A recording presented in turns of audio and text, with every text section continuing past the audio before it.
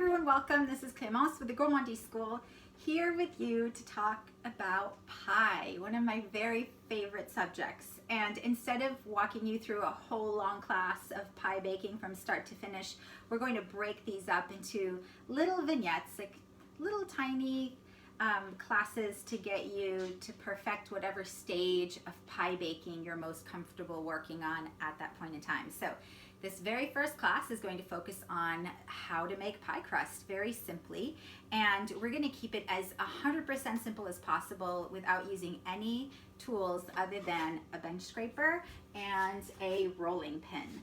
So we're not going to break out any food processors or anything. You're welcome to do that if you want to, but I'm going to just show you how to do it by hand. You ready to get started?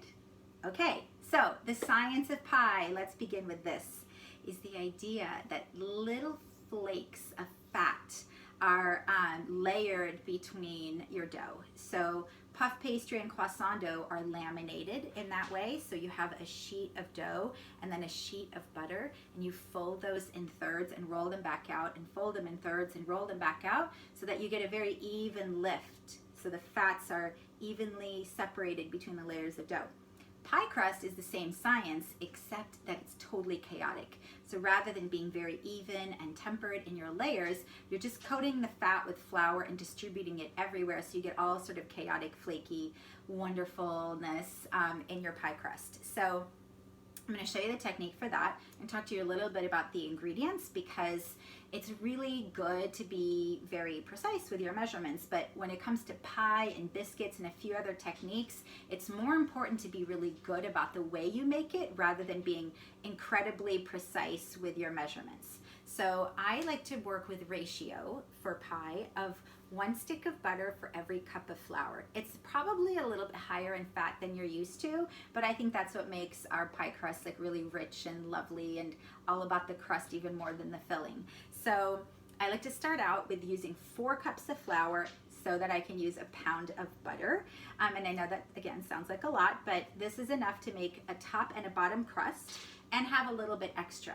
Some of you who want to learn lattice work, and we'll be doing that in one of our other videos, you're going to need extra dough in order to make that lattice woven covering. So doing this amount of flour to butter is going to give you enough dough to do that. This will also just make 2 shells if you're doing something like pecan pie or buttermilk pie or pumpkin pie. So let's get started. Over here I have 2 cups of all-purpose flour and 2 cups of a really soft wheat called Sonora. You can use 4 cups of all-purpose flour. I don't recommend using cake flour. It's going to make your pie crust a little too gummy, but all-purpose flour or even half all-purpose, half pastry flour works. I happen to love the flavor of whole wheat flour. I don't like to use the like really intense, really strong whole wheat flours, so I like soft whole wheats like Sonora or Spelt, which makes your pie crust taste really good and stay really tender. So again, 4 cups of flour and then a pound of butter that I've cut up and put in the refrigerator. I don't like to use frozen butter because the method that I use to flake the butter is going to require it to be somewhat malleable. So I need to sweeten this pie up a little bit, so I'm going to add a couple tablespoons of sugar. As you can see, I'm super precise, and 2 large pinches of salt. You can add more or less sugar if you like. I like to use this crust for doing things like quiche, if there's anything left over, or little mini galettes, so I don't like to overload it with too much sugar. And I'm going to mix these up. You can do this in a bowl if you don't want to get your counter dirty, but I find it's really easy to see the process if I show you how to do this like straight on the counter. Okay, now I'm going to add my fat. And my fat in this case is butter. Many recipes call for shortening, and that's just fine. It's just that shortening doesn't melt at your body temp the way that butter does. It tends to be a little bit waxy. So for the best flavored crust, you want to use butter. If you can't get a hold of butter, you're going to use shortening. I like to sometimes use lard in place of some of the butter. So I'll use up to like 20% lard in my pie crust, especially if I'm doing like a chicken pot pie. You can even use schmaltz. It's really lovely. And now I'm going to flake the fat. So what I want are really thin flakes that are about the size and thinness of my pinky finger. fingernail rather, not my whole pinky. And the reason is because I don't want thick cubes of butter. You may have seen that in recipes, but remember that you gotta get these flat so that when you go to roll out your pie crust later, you don't have these chunks of butter that can tear your dough. So I wanna do thin, flat flakes of butter that are cold. So I wanna keep this really as cold as possible. And I want the size of the flakes to be about the size and thinness of my pinky nail.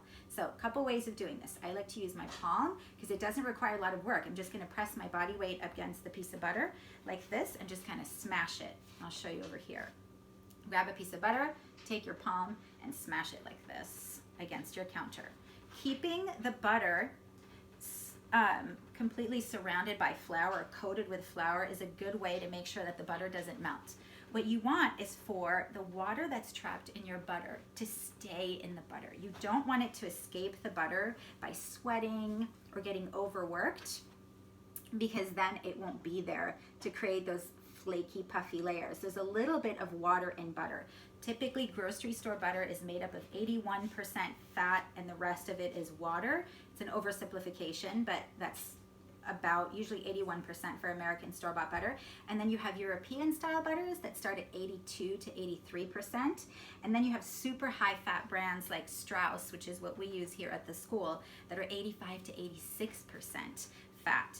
The more fat there is, the less water there is, the more separate your fat is going to stay from your flour. And that's what creates something really flaky. You don't want the butter to be completely, uniformly, homogeneously incorporated with the flour. You want to create those little pockets of fat and flour and fat and flour and fat and flour in your dough. So I'm going to keep doing this. There we are. And once I've smashed all the butter, then I'm going to just chop it up with my little bench scraper. If you're using a food processor for this, then make sure you don't overwork your dough. It's really easy to do that because it really only takes about 3 to 4 pulses in your food processor to chop all the butter up. Here we are, almost there. And then every now and then I kind of feel it and I pick up my dough and I just like run the butter between my thumb and these 2 fingers to make sure that they're flattened all the way. And I keep coating the butter with the flour. See, so now you can even make pie crust when you're camping. You don't need any special tools or equipment. You just need some good hands, some cold butter, some flour, and a little bit of sugar and salt. It's very simple. Sometimes if I know I'm gonna make a quiche, I will go ahead and add a little Parmesan, like grated Parmesan Reggiano to my crust. Hang on just a moment. Make sure this works. Yep. All right, here we go. All of my butter is fully flaked. And if I pan for gold, I can kind of see the pieces. I don't want to warm this up. I want to keep the butter nice and cold so it doesn't get melded in too much with the flour. And I can see that some of my pieces are still a little bit big. So I'm going to keep doing this a little bit. Break some of those down, make sure they're all flat. And then I can go in with a knife or a bench scraper and just do that.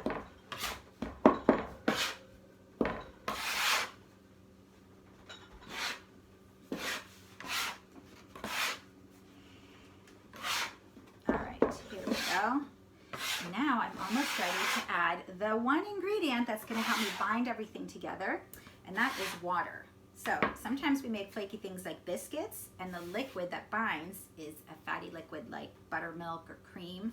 But in the case of pie, it's very lean, it's water. And as soon as we add water to this, these little proteins inside our flour that are not a bad word here, called gluten, all of a sudden start to wake up and get kind of excited. And those gluten proteins will start to form these chains.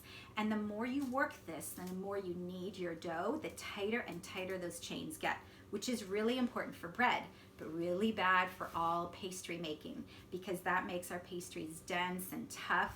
So we're gonna add the flour and barely incorporate it. We just wanna hydrate this, and we want it to bind just the littlest amount so we can get the most tender, lovely, and light crust.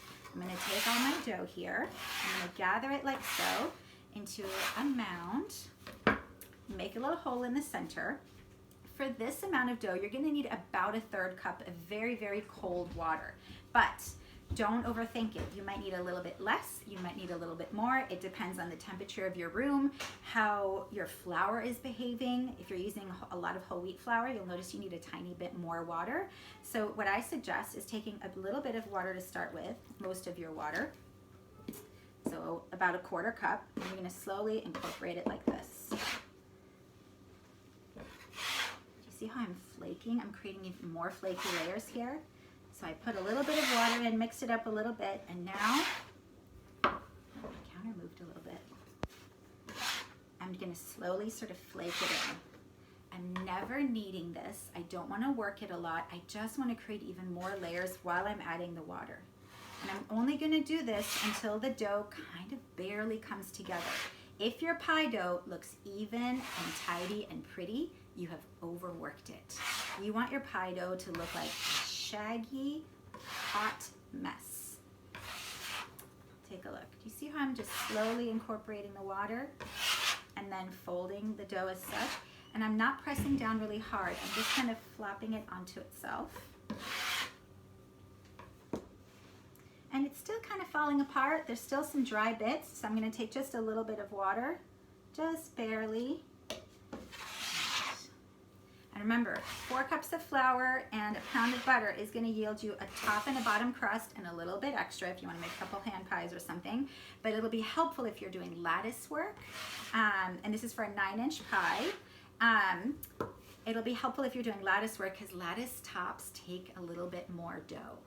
Or this will make 2 shells, like 2 bottom pie crusts if you're gonna end up making some kind of custard pie. All right, that doesn't need a top. Take a look at my dough here. It feels a little dry, and that's okay. I don't want it to feel really wet. I want it to feel just a little on the dry side, and I'm never packing it down. I don't want to compact this. I just wanted to layer it gently on top of itself. And now I'm gonna cut into it so you can see why we practice this technique. Take a look. You can already tell that there's so many flaky layers in our dough. All I gotta do now is wrap this up. I'm gonna wrap it in parchment paper. You can use a big Ziploc bag at home. I'm gonna separate it into 2 pieces and chill it for at least an hour. You can leave this in the fridge for 4 or 5 days. You could also freeze it and then just put it back on the counter for a couple of hours until it's cold but pliable. That means you can kind of roll it out a little bit and bend it without it tearing or breaking. But an hour will do. And if I'm using a lot of whole wheat flour, I typically give it a couple of hours so that it gives the bran time to hydrate. But an hour will work just fine. We're gonna put it in the refrigerator, tightly wrapped up so it doesn't dry out. And then you'll clock into another video to watch how we roll out pie crust like a pro. Thank you so much. I'm gonna go wash my hands and I'll see you in a little bit. Bye.